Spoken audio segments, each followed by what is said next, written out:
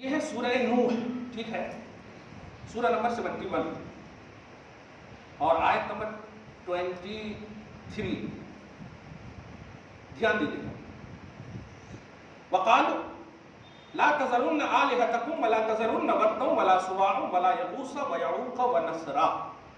یہ دیکھیے اس میں 3-4 نام میں نے پڑھا، ود، سواع، یغوث اور یعوق اور نصر، یہ 5 نام۔ اب پھر بولوں گا تو کیا، اب دیکھ لیجیے گا آپ، ہاں قرآن پاک سورہ نوح میں دیکھ لیجیے گا، تھوڑی سی چھوٹا سورہ ہے، پارہ نمبر 29 میں، سورہ جن سے پہلے یہ 5 نام ہیں۔ یہ بہت نیک لوگ تھے۔ شرک کا آغاز کب سے ہوا، یہ سوال ہے کہ سب سے پہلا شرک کب ہوا ہے؟ یہ 5 نیک نام بہت بہت پہنچے ہوئے سے، تو آج عجیب ہی عنوان ہو رہا ہے، پہنچے سو کا عنوان ہو رہا ہے۔ ہاں کچھ تو پہنچے ہوئے پہنچ گئے، منزل سے پیچھے ہٹ گئے، اب کچھ پہنچ تو گئے، ماننے والے برباد ہو گئے۔ یہ ہے وہ مثال، وہ تھی پہنچے سو کو اللہ پاک نے گرا دیا، اور یہاں پہنچا تو دیا ان کو، ماننے والوں کو گرا رہا۔ دیکھیے یہ 5 نام ہے بڑے نیکوکار، بہت بڑے نیکوکار، قوم نوح میں سے اتنے بڑے نیکوکار ہیں یہ کہ جب ان سب کا انتقال ہوا تو لوگوں نے ان کے بتاں بنا لیے، تصویر بنا لی، اور سب چھوڑ کر کے انہی کو پوجنے لگے۔ یہی سے، یہی سبب ہے، یہی 5 لوگ سبب ہیں۔ حالانکہ یہ نیکوکار ہیں، نبی سے پوچھا بھی گیا کہ نام رکھنا کہ نہیں اپنی اولاد کا جب نیکوکار ہے، تو نہیں کہا، تو تم بھی بت پرستی کا آغاز کروا دیے۔ تو نیکوکار ہیں یہ، وہیں سے یہ 5 لوگ اتنے تھے کہ سب کی تصویر بنا بنا کر کے وہیں پر سے انہی کو سب اللہ، انہی کو سب اللہ کا اوتار ہے، انہی کو شرک کا آغاز یہیں سے ہوا ہے۔ میں یہ شرک کا آغاز کا تو بتا دیا کہ نوح علیہ السلام کی قوم کے یہ 5 حضرات ہیں، شرک کا آغاز انہی کی قوم سے ہوا۔ لیکن اس سے نتیجہ میں یہ دینا چاہتا ہوں کہ اچھے کو اچھے سے مانو، اچھے کو اچھے سے مانو، کیونکہ اچھے جو ہیں وہ تو کامیاب ہیں۔ اگر اچھے سے مانے تو تم بھی کامیاب، نہیں تو تم تو ناکام ہو جاؤ۔ یہ اس سے یہ درس ملا۔ عیسائی ناکام ہے، عیسیٰ حق پر ہے، رافضی ناکام ہے، علی حق پر ہے، خارجی ناکام ہے، صحابہ حق پر ہے۔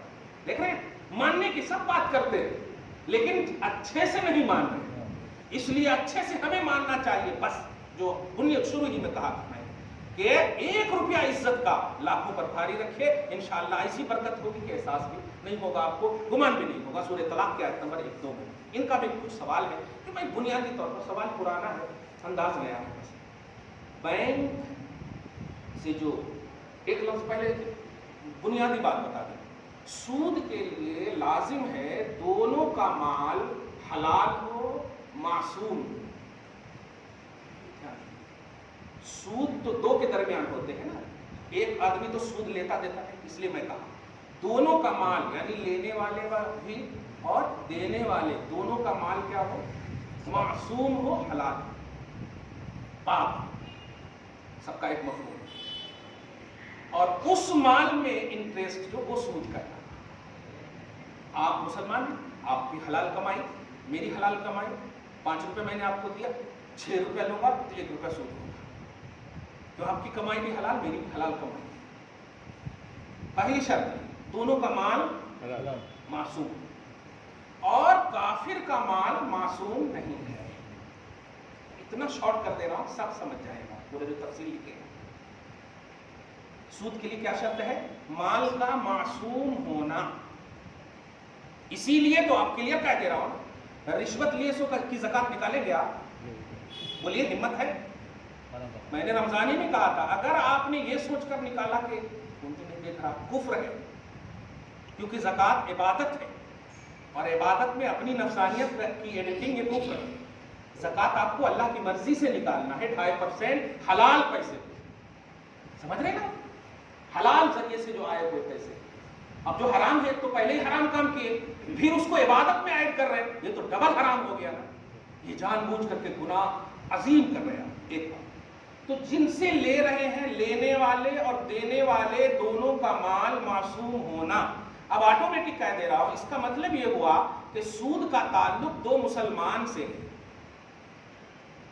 اور ایک اور لفظ بول دوں، یہ لفظ سود جو بول رہے ہیں یہ پرشین لفظ ہے، یہ عربی لفظ نہیں ہے۔ یہ آپ ہم سب جو اتنا اس کو عام کر دیے نا، ایسا لگ رہا کہ یہ قرآن میں ہے، یہ نہیں، پرسین لفظ ہے. جیسے آپ بولتے نا آپ کی بات سود مند ہے، ہاں تو سود مانے فائدہ، سود مند ہے. اور کوئی بھی بولتے نا کیا بے سود باتیں، بے سود نا، ہاں بیکار باتیں، بے فائدہ کی بات. تو سود جو ہے یہ پرسین ورڈ ہے. وہ جو سود جو آپ لوگ یوز کرتے ہیں اس کی عربی ربا ہے.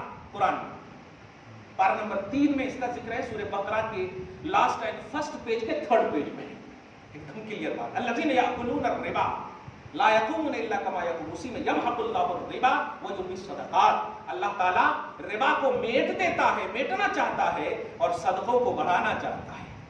یعنی سود لیں گے تو آپ کا مال برباد ہو جائے گا، اور صدقہ کریں گے تو اللہ آپ کے گھر میں برکت دے دے گا.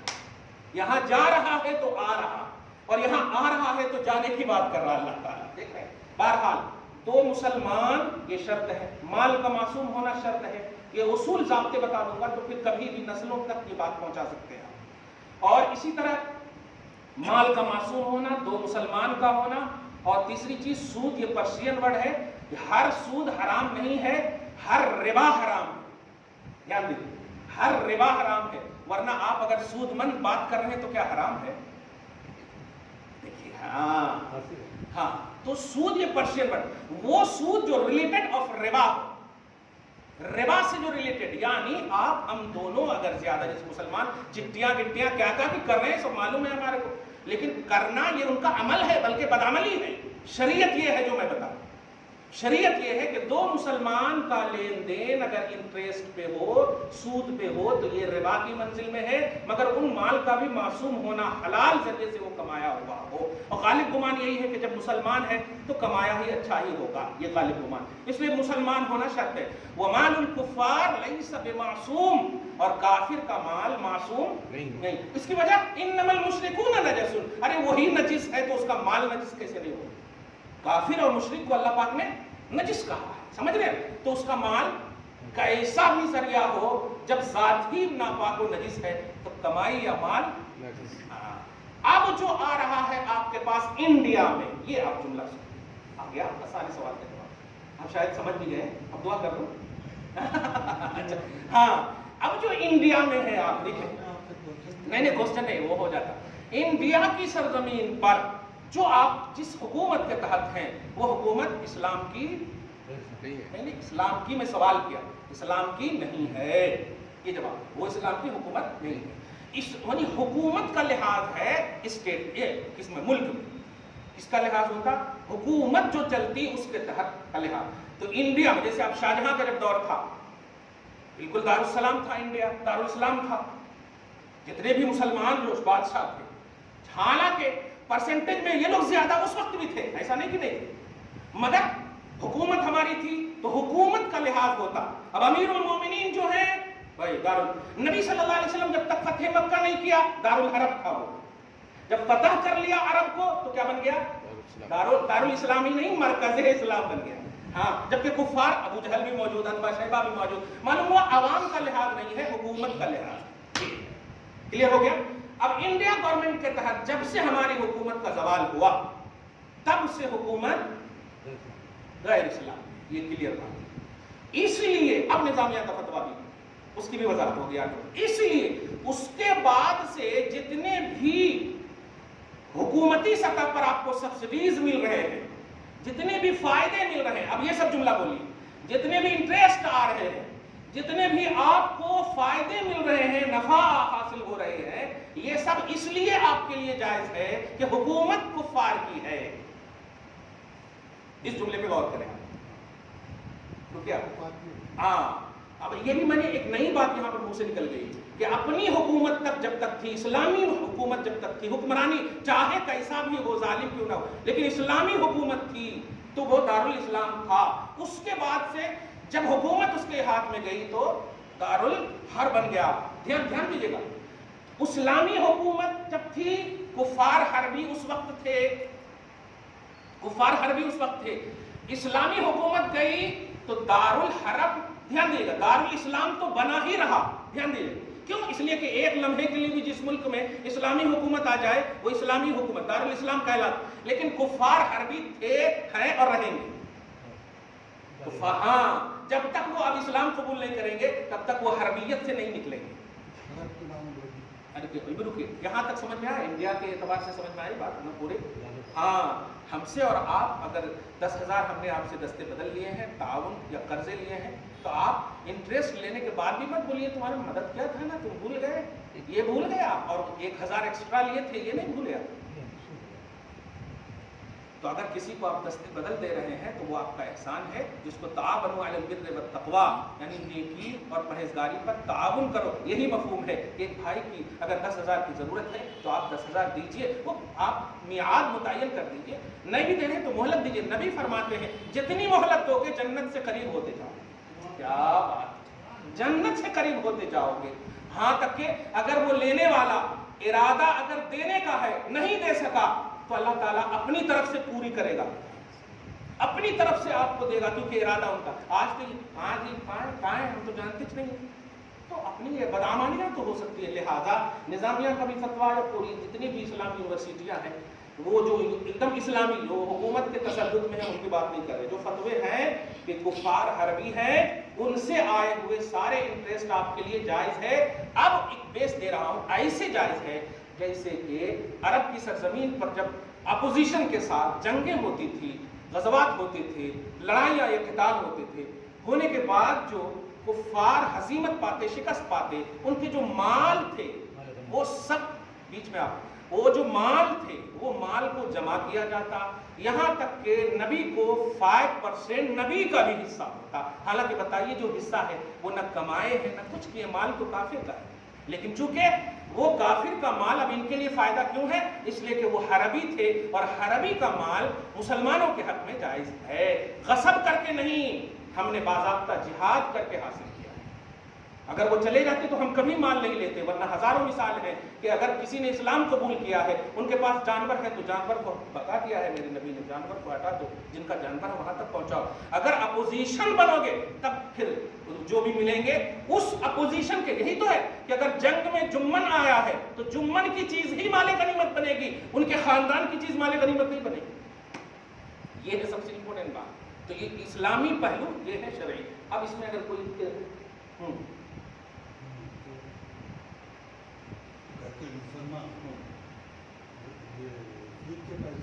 کھانے کپڑے کے لیے سود کے پیسے استعمال کیا پر تو کیا جائز ہے کیا؟